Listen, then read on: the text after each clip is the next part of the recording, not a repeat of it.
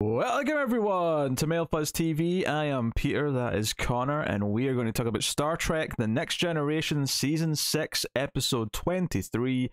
It's called Rightful Heir. So, full spoilers for the episode, and I did not realize we were so close to the end of the season, Episode 23. Yeah, kind of. Just a couple left, right? Just a couple left, and then we'll be getting into Season 7, the final season, along with Season 2 of Deep Space Nine. Should be a good time, but we got a Worf-focused episode here, a Klingon-focused episode, which gets into some interesting topics, in particular faith, and kind of both the purpose of it, the cynicism of it.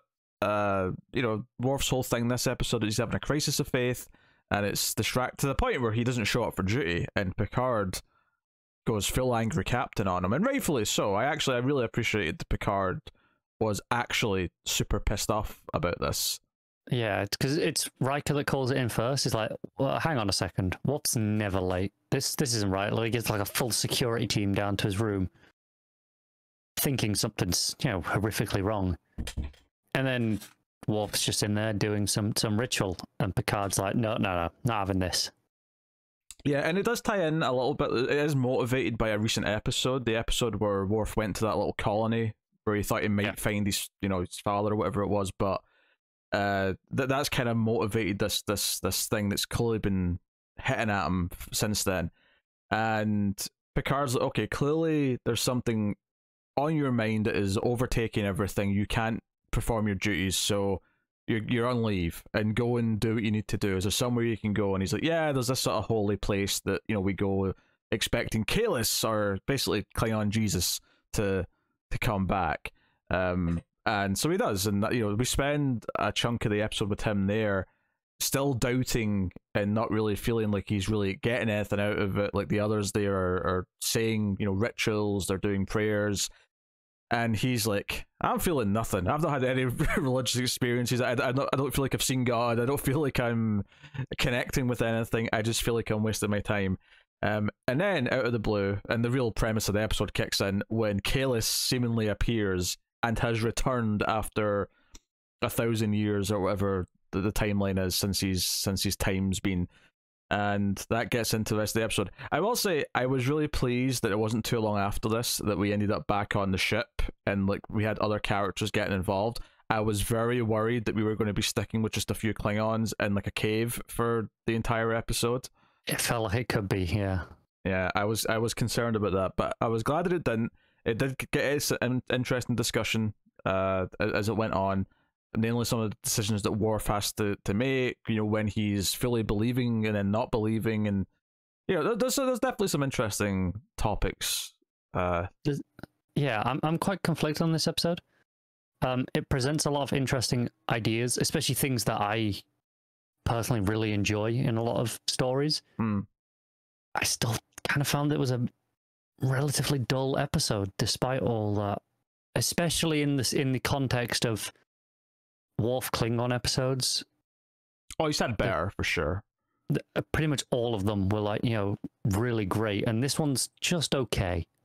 I think it's not a terrible episode. There's about 10-15 minutes towards the end that I quite liked, and I think it's mainly because Gowron shows up, and it was when it became this sort of okay, what do we do? And we have Worf and Gowron debating what to do. That was when it got the most interesting to me. And I also thought the reveal of what's actually going on and how he came back, that he's a clone of the original guy, I actually liked that as a reveal, because it explained why the DNA match, because Crusher does a DNA test and she's like, yeah, it's his blood on this old dagger and it's him, this is definitely the guy.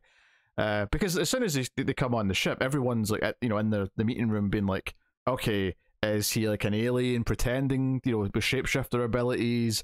Is it something else that's been another Klingon that's been modified to look like him? Whatever. I can't remember if it's Worf that says it or someone else, but they go, "You're actually a Klingon." Not just you're the person you say you are. It's you're actually a Klingon at all. And there's this surprise to it.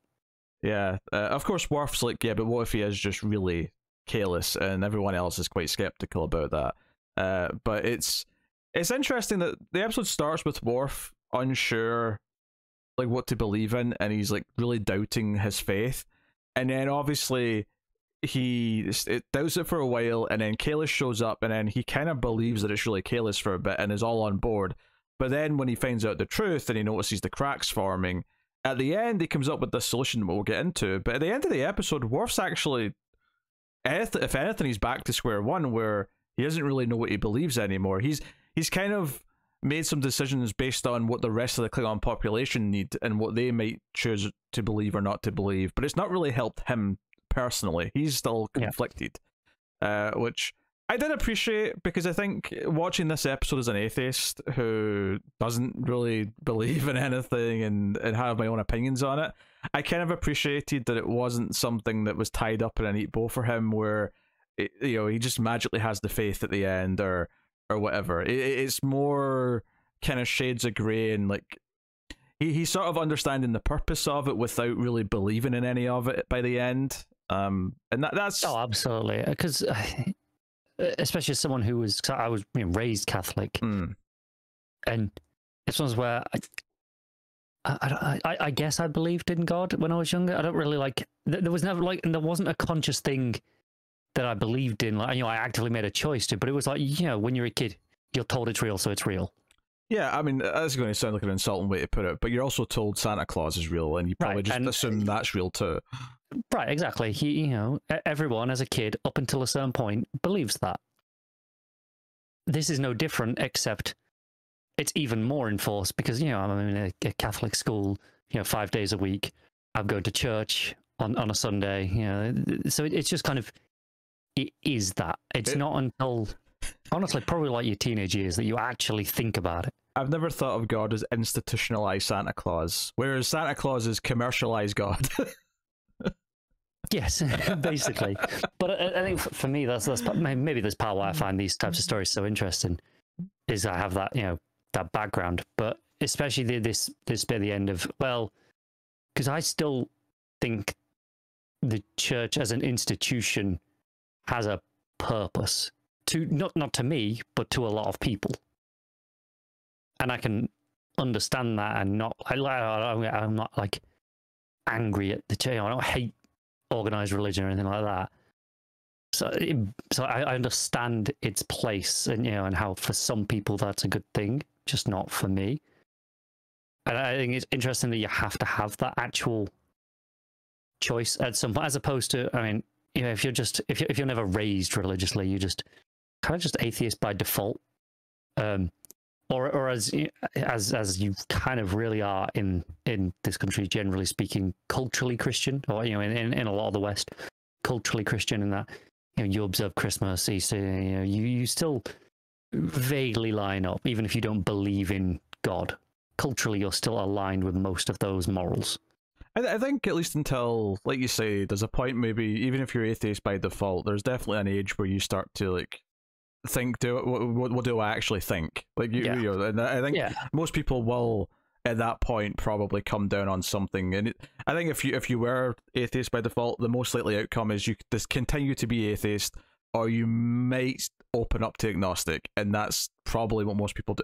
Sure, there's a few born agains in this day and age. Yeah, there's a few born agains, but that's I think for me then, that raises why the very most interesting part of this episode is where Worf does start to believe, and it's not even that he necessarily believes because the guy's back.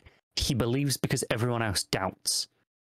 It's when everyone else is like, oh, I don't know about this. This seems suspicious. That's when he starts going like, well, I don't know. What if it is real? It's almost like he wants to be a part of it, and he wants to keep that, for him, that identity of being separate from the rest of the crew. For him being Klingon, especially as he was raised by humans, that Klingon identity is really important to him. I think there's that desperation for it to be real, so it can justify him, being right against the rest of the crew almost. Well, here's a question. Do you think? Because I was thinking as you started saying that maybe Worf is just a devil's advocate at heart, where if he was in a room with everyone just believing it, he'd be the one saying, no, wait a minute, let's not just jump to the conclusion that this is true. Let's actually think about this and weigh up the options. And alternatively, here everyone's doubting it, so he's like, no, wait a minute, let's not be completely cynical. It is possible that is part of his character trait. I think it is amplified by the fact that it's personally relevant to his him being a Klingon, and like being he does take pride in being different to the rest of the crew in that respect. My second response then, so I'm assuming the answer to this will be yes, but you think if he's in a room full of Klingons and they're all being doubtful, do you think his response is quite the same as it is when he's with the rest of the starship crew? No, interestingly. Okay. Because I think I think it is part of that outsider thing where if all the rest of the Klingons are like, well, this is clearly bullshit, he can still be like, well, this is clearly bullshit, and be a Klingon along with the rest of them. Okay. If all of the rest of them are like, no, we believe in this might be a real thing, he wants to believe in it as well. Yeah. It's definitely got some layers to the discussion, which I'll give it. It's definitely got ideas, and there's definitely some interesting things that come up. And I was thinking throughout this, like, this is partly why science fiction is so useful, because you can do this with, this alien faith, and you can do whatever you want with it without offending anyone. But that's the thing, I was thinking about it, like, would it actually, I mean, it still wouldn't offend me, because I don't give a shit, but I think even for people who wouldn't be offended by, let's just say, Jesus showed up in a robe with a beard, and like, we had to question, is this really Jesus or not, right? And if you want a story about that, watch God Told Me To. It's fantastic. But that wouldn't bother me in that sense, but I would still have a problem with it. Not because it would offend me or anything like that, but I think to most people, if a guy shows up in a robe with a beard and says he's Jesus, most of us are going to think it's silly. It's going to come across as stupid. And I think doing it with the Klingon heritage and race and their like beliefs, it means, oh no, this is all alien, it's all kind of like unique to us, so we don't necessarily see it as silly in its own. If we're willing to accept the Klingons exist, then it's really not that much of a stretch beyond that to accept all the things that they're doing and believe in. I mean, so that is a fair point. Like, if you're already accepting in this world of all these, I know it's science fiction, but fantastical elements. Yeah. Why not Space Jesus? Well, I mean, that's the thing, though. It's not really Space Jesus in the sense that it's like a thing for everyone, but it's very realistic and believable that all these other races and cultures, all across these different planets, all have their own theologies and their own things that they've grown up learning. And maybe what would be an interesting thing to try and tackle, I don't know how you do this, but like actually tackle the idea that people often talk about how going to space and stuff challenged like religion in real life. I do wonder if you could ever do a story in a Star Trek where multiple cultures talk about how all of their theologies were challenged, but the more they met other races across like the universe, and how that affected the Klingon religion, how it affected whatever, like, I don't know, Andorans or I have read books that do tackle similar ideas to that. I think Adrian Tchaikovsky's Children of Time series. Not the first book, because that's the concept of the first book is we accidentally super evolved some spiders on an alien planet, and they became like really smart, and it's kind of watching their evolutionary development. But by the third book, you've got like 3 or 4 different species and humans kind of interacting on the in this post crazy evolutionary system, but with their religious ideals there as well, and it's how they kind of have to kind of recognize each other. It's a little bit flawed in that there is still kind of a common ancestor in humanity going back far enough in it, so there is like a common seed to start from with it, but it's a similar idea, and it does tackle it really well. Yeah. What's interesting is we've actually had that idea in Trek as well, but notably, just on, because I'm thinking about it now, is that the Klingon religion here and everything they say in this episode, I don't think any of it has to do with their creation. It's more just about this prominent time in their past where it brought all the Klingons together, rather than the inception. It's not a literal messiah. Yeah. It's more King Arthur. Well, yeah, it's like halfway between Jesus King and Arthur, King Arthur. If he was real. Kinda. No one really thinks of King Arthur that way, though, right? No, but like the stories of uniting Britain into one country, right? Sure. Wait, It's kind of a similar. Wait, is that what King Arthur did? Yeah. Okay. King Arthur, the whole story. He's the first king of the Britons. I actually didn't know that. Yeah, that's kind of his whole shtick is being the first king. It takes a sword out of a stone. That's all I know about King Arthur. There's some asshole named Merlin. Yeah. Yes, you see, it's a little bit convoluted because, like, there were a lot of kings during that the time the King Arthur stories are set. There are a lot of kings, including his dad, but they're kings of smaller territories within England and Scotland and Wales, etc. King Arthur was the first to be the king of all, the High King. I didn't even right. I had no idea Scotland even factored into King Arthur in any way, shape, or form. Mm-hmm. It's just to me. Yeah, I mean, originally I believe it was a Welsh story. Was maybe this is just something no one knows, but was it? Does King Arthur come from a time from before the UK was actually united, or was it? Oh yeah. Yeah. Okay. Yeah. 100%. Okay. The original Arthur stories are like early Welsh, like because again, so the earliest ones before he's even like a king of, the Britain in that context. So go back to like Roman times. So presumably they're in some form of like Gaelic or something, which amusingly, to bring it back around full circle, is probably the closest language on earth to Klingon. Yeah, I think they were in like Brittonic, to be honest, originally, but not similar to Gaelic. Something old, right? That yeah, and then it gets stolen and bastardized, and then the French come in after the Norman conquest, and you have the whole French versions, which is actually probably the most common versions of it now, are the Frenched up ones. All the stories like Lancelot is completely a French creation. Okay. Well, Arthur's fascinating just from a history point of view. Well, so I think what's interesting to me about the end of this episode with Worf specifically is that him making this choice, because his whole plan at the end that he convinces everyone to do is that, okay, we're not going to hand over the control of the entire Klingon Empire to this clone, right? It's sketchy. Because that would be silly, that would be stupid. No, Gowron and the council of Klingon should still be in charge making the actual decisions because they actually know what they're doing. But at the same time, we don't just push this guy aside. We still we give him the role of emperor, which we find out here is something that Klingons have not had in quite a bit of time. And effectively, it's kind of like what King or Queen is in the UK right now, which is basically just it's for the tourists. It's for a bit of pomp and circumstance. It doesn't really mean anything though. It's not actually the position of making decisions. It's just you can go out and make speeches. You can go out and inspire people for people who want to believe in you and like believe in your teachings.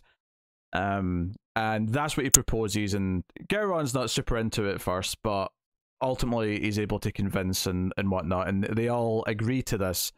But at the end, Worf is still feeling quite conflicted because he doesn't really believe anything more or less than he did before. He just did this because he knew that enough Klingons were going to believe in this guy, even if they find out he's a clone. They're going to still believe in what he has to say, that it will still divide the Klingons, so this was a way to stop that from happening. I think a little bit that maybe didn't...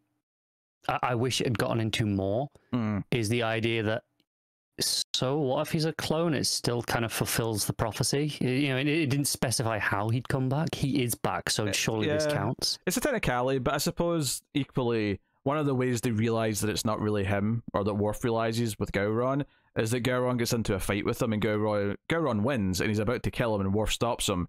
And it's like, this guy's meant to be the best warrior of all the Klingons, and I just beat him with, in a simple little scrap that's not even that big a deal. And it's like, okay, and then a lot of other little inconsistencies, like he doesn't remember how things taste, and it turns out he's a clone, and he's had all the information they've got pumped into him, from the texts and things like that, but there's a lot of these things that are experiences that they can't just tell him, even on a genetic level, because he's not the real person who experienced them. And I imagine a lot, even though he's got a lot of the war stories from the books, that's not the same as actually learning to fight and actually having the experience of being in those fights. So he doesn't have that. So he's effectively a walking Bible at this point, at the end. for the Klingons. Pretty much, yeah. He is an exercise in theology, which is interesting. I think what's fascinating to me about this is that on some level, him, Gowron, and even Korath, who's the main Klingon who is like championing this Kalis and saying, "Hey, he's back. We have to give him the Empire." Is that on some level there's kind of like a division between them and a big population of the Klingons at this point, where they're making this choice and they know the truth. Although, to be fair, Worf does say we're going to tell them the truth, that this is a clone and they can make up their own mind. But on some level, this decision that enough of them are going to like believe in this guy anyway, so we have to kind of incorporate get ahead of the story. Almost. Yeah. There's almost like a cynical side to this to me, which I respect it being there because I understand it, but it is almost like it's almost like you're admitting that a chunk of your population like are idiots. I was going to try and put it more diplomatically, but like you have to coddle them. I want to make it clear. Yeah. I'm not saying that people who believe in a religion are idiots. I'm just saying there are idiots in the population who will believe in wild conspiracy theories for no reason. Oh yeah, look at flat earthers. Look at I mean, hell, look at the pandemic and all this shit. Yeah. All right, there's constantly things that people will just convince themselves of. Absolutely. But it is kind of interesting on a cynical level where you like the goal should effectively be to enlighten everyone and try and make sure everyone is on board and understands but there is an admission here that you can't really do that with everyone, and to some extent you have to kind of give a certain part of the population what they want and expect to keep them happy, even if it's really kind of meaningless at its core, but it means something to them, so you give it to them. Pretty much, yeah. Yeah. It's a nice ending. Yeah. Well, in terms of like it not being like nice happy ending, but nice in terms of it makes sense. It incorporates all the things that that it should do, and leaves it in a still satisfying place without being just a nice, neat answer. Yeah, which is it's effectively it being not nice is what makes it a good ending. Yes. to sum it up another way, which I appreciate. But yeah, admittedly, some of the stuff like the first half of the episode, which was mostly Worf sitting at a fire, waiting for Kalis to return, and the other Klingons talking about their past. Anytime they started talking about like a passage from their text and started quoting that, I was basically falling asleep. Your eyes just glaze over. Yeah, it's like, what are they talking about? Something. There's a storm.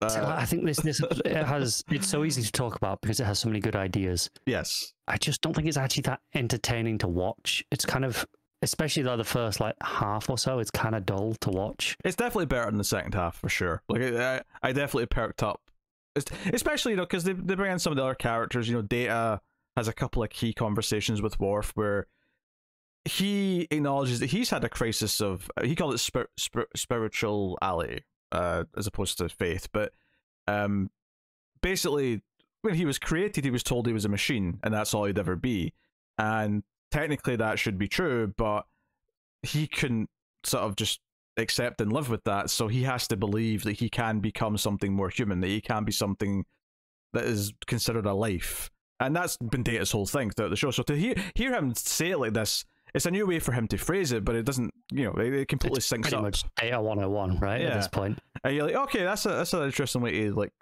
say that around, and it's him believing in something that everyone else is saying can't be true.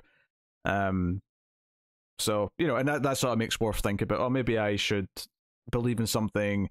In reality, though, it makes him come up with the plan instead, because he notices, we see that some of Gowron's like staff, like his crew, are still worshipping this guy Kalis, even though they know he's not real. Maybe a more interesting thing to get into, which they kind of like, he acts shocked in the moment, but there's not a lot from Kalis himself, like dealing with the fact that he's not the real Kalis. Like, you get a little bit of a reaction, but that almost feels like an intro. Like, you could do an entire story about this like crisis of like personality and like, who am I really? They made me emperor, but do I even deserve to be here? Yeah. Yeah. Do I want to be what this other person was I was cloned from, or would I rather be my own thing and do my own thing? You know, like there's a lot of things you could do with that. Obviously, that's not what the episode's focusing on, but it is a question that popped into my head when we were like, oh, he's a clone, and he's got like some of the memories that they can put into him, but a lot of it is conjecture, effectively. Yeah, definitely. So it's an interesting one. It's got some moments I quite like. It's got some ideas that I quite like, but it's definitely a bit more middling as a whole as an episode. So there you go. That's Rightful Heir. So next time we'll be back to Deep Space Nine. On the next episode of Star Trek Reviewing. Not that we call it that, but that's what I phrased it here. Yeah, you call it that now. Right now. But next time we come back to The Next Generation, which will be the following episode, we'll be doing an episode called Second Chances, and here's the description on IMDb. Speaking of clones, apparently. Riker's exact duplicate is discovered on Nervala 4. His first order of business, resume his relationship with Deanna. Second order, obey orders from his superior, himself. See, the first half of that description, when it said exact duplicate, I thought it was like doppelganger, but then it was like resume relationship. I was like, oh, okay, what the hell? Yeah, I don't know what they're I don't know what they're doing here, but we'll find out, I guess. Kind of sounds like Riker built himself a robot to take his place when he couldn't be bothered to go on some meetings. Yeah, except they find him somewhere. So yeah. Did someone else clone Riker? We'll find out.